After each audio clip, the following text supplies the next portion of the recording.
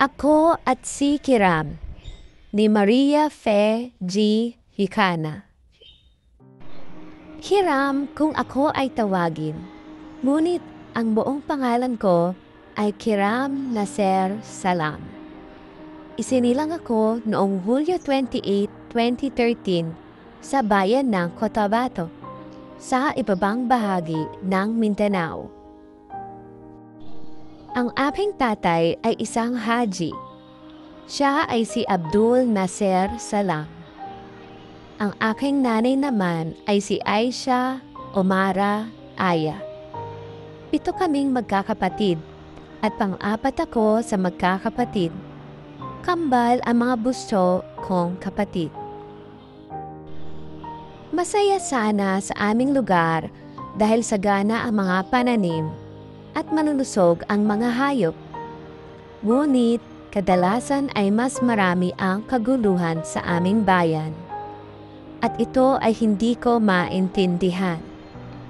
Nakatira sa amin si ina. Siya ang itinuturing naming lola. Si nanay naman ang aming ina. Malaki ang aming lupain.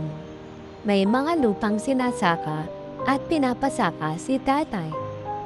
Kung panahon ng anihan, ay tumutulong kaming magkakapatid, dayon din ang aming mga kamag-anak. Kay saya ng aming pamilya.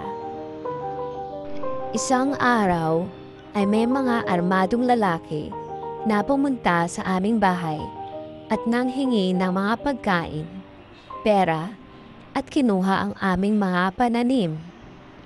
Naging madalas ang pagpunta nila sa aming tahanan.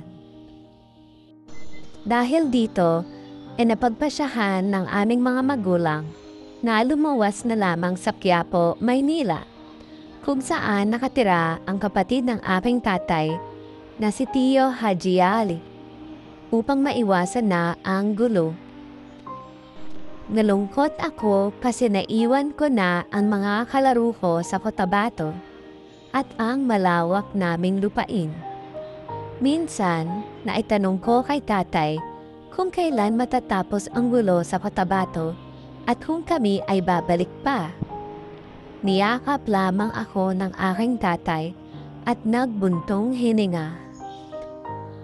Balang araw, babalik ako sa bayan namin sa Cotabato upang pamunuan ang kapayapaan. Ito ang pangako ko sa aking sarili.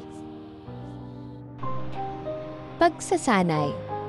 Batay sa binasang pansariling talambuhay, sagutin ninyo ang mga tanong.